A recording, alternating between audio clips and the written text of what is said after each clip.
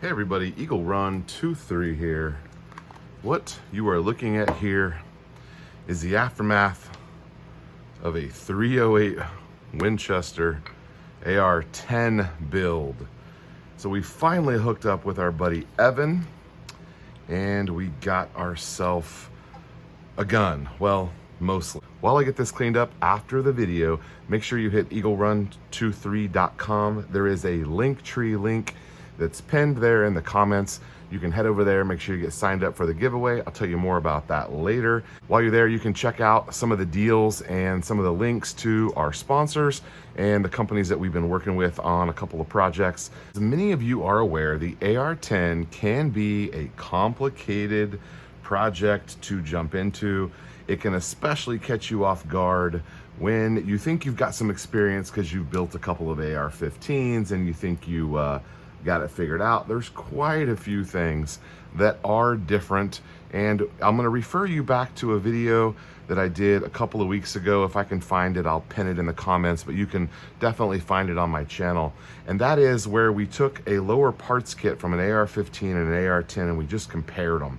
There's several things that are the same and it's no problem to intermix them, and there's several things that are definitely very different. So let me pull up Evan's lower receiver here. I'll tell you about it, and I'll talk to you about the upper and the one reason why it is not done.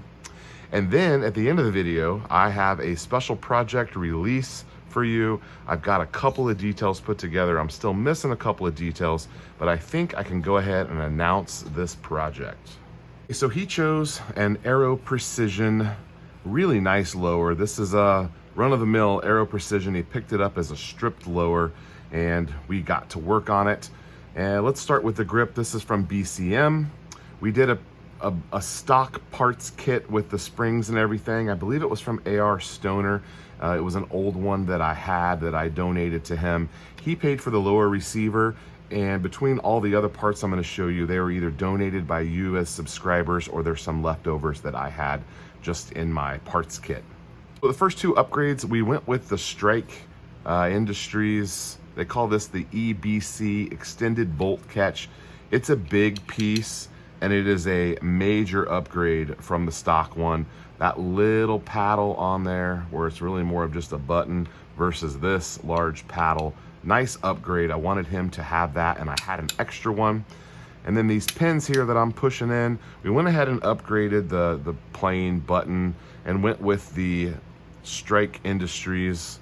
These are the easy install, easy to remove pins that they have. The front one you guys have done this before. It's a little tricky to get lined up, and he nailed it on the first try. It's got this rotation system. Good piece.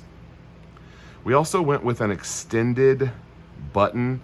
I don't know if I have the other one right here.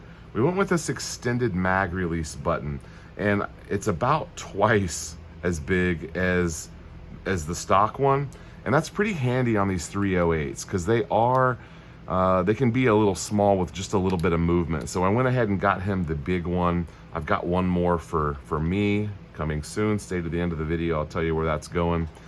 And the big thing here, kind of the star of the show, is this trigger. Now this is a Rise Armament trigger. It's a single stage. We did the pull tester on it, and it's throwing a 3.5 pound, really nice trigger, super short reset. I mean, it's just nothing. So really excited about that trigger. Of course, we did the anti-walk pins, and then we've got a pretty basic mag pull here with Palmetto State Armory buffer and spring that was left over from my Creedmoor build. So solid lower here, very basic, but incredibly functional for him. All right, let's take a look at the upper receiver. We have a beautiful Faxon. This is a pencil barrel. It's their lighter weight, barrel. 1 in 10 twists, 308 win from Faxon. This should be a fantastic barrel for a hunting gun. We have an incredibly lightweight handguard from GunTech. This was something I donated. It was left over from a project, and it is a DPMS low, which is a little tricky you're going to get caught up on this DPMS high, DPMS low situation. And you've got to make sure that if you've got a DPMS low handguard, you got to have a DPMS low upper receiver. So I went ahead and let him have mine. I think it flows beautifully here, low to low, looks great. If you guys remember back on our 8.6 blackout build, we had some DPMS high and low issues. Faxon had sent me a couple of 308 bolt carriers, so I went ahead and gave him one of those. So he's got a really nice Faxon bolt and barrel. This gun should run beautifully.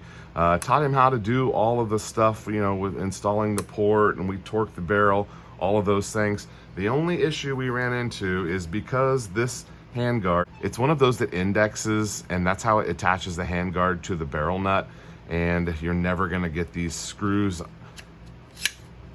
So it pretty much has to torque perfectly or your handguard won't index. So what that means for us is I need some barrel shims, and I used the last barrel shim that I had on the 8.6 blackout build. So that was our stopping spot. You know, I fully showed him how to do everything and how to put it together. We even, you know, attempted torquing this barrel down, but we just ran into that problem where it wasn't going to index right, and I did not have a way to fix it. So hopped on Midway USA, got ourselves some barrel shims coming. I ordered a full set of them so I'd have some leftovers, and I went ahead and ordered some for AR-15 size barrels as well, because you got to make sure you have that kind of stuff. It was fun to do it. We worked about an hour and a half, and had a good conversation and a great time. So that makes 2 weeks in a row that I have built a gun with somebody. You guys have got to grab somebody and teach them how to do this stuff. If you know and you enjoy it, find someone you can share that knowledge with. I know Evan, I feel like he could go and run and build his own AR-15 now, which he said he might do. And then my family member a couple weeks ago over 4th of July, he built that GST-9, which was really fun. I'm gonna be hooking up with him soon on a hog hunt, and we'll get his frame drilled out. All right, thanks for hanging out to the end of the video. I'm going to tell you what one of the next projects is for the channel. You guys have already seen this. This is a carbon fiber polymer, and this is from Tennessee Arms. We're typically doing 80% builds. I want to go ahead and do this as a polymer lower. I know that polymer is not everyone's first choice. I'm okay with that. I also am okay if this breaks. It's not the end of the world if we break a lower receiver. It's not going to hurt us. It's not dangerous particularly. It's just going to be an inconvenience. We'll take the parts off of this and we'll put it on another one and just keep rolling if we actually can break this. Now, I would like to maybe do a little bit of torture testing with this. It's not a big deal. It's not cost prohibitive to do this. We can pick these things up relatively easily. So the lower is going to be the carbon fiber. This is very lightweight. Let me show you the barrel. Many of you keen observers noticed that Faxon did send me a 308 Winchester 16-inch pencil barrel. This is a very small, very lightweight 308 barrel. I swore that I would never go 308, and I chose the 6.5 Creedmoor, and I've second guessed that a couple of times. I love the 6.5 Creedmoor. We've been out to 800 yards with it. We've had a fantastic time. I just feel like I need to experience the 308, and that's actually going to allow us to go down a couple of other rabbit holes, which we'll save that for later. But just in time for hunting season, we're introducing, it's going to be a couple of weeks here until this thing gets together. I got to order a couple of parts, but we're going to put together a lightweight 308 hunting gun. We could potentially throw the thermal on it if we want to, but I've got a couple other optics we could put on there as well. I would like to see what this 308 thing is all about. I know it's been around for 100 years and I'm just super late to the party. It's 2023 and your boy Eagle Run is finally building a 308 Winchester.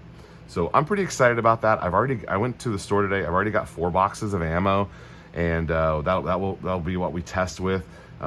Many of you guys know I'm a reloader. This will be a winter time reloading project. We're gonna learn how to reload 308. I already have 308 dies, So I guess I knew probably 6 months ago that this was going to happen eventually, but I did pick up some 308 dies. They're just the cheap ones, and we can upgrade those later if we need to. But I'm jumping all in, guys. I am jumping all in. We are going to build ourselves a 308. Evan's guns got me excited. Now his is a longer 20-inch barrel. Mine's going to be a 16-inch. I'm kind of going for a multi-purpose hunting / lightweight build. I can't tell you about the upper receiver yet. It's going to have a cool handguard and a cool upper receiver. Those things are coming together here. But if I can put this together in the next couple of weeks, this will be perfect in time for our fall hunting season. So, all right, that's what I have for you guys today. Eagle Run 23, thank you for watching. We'll see you next time.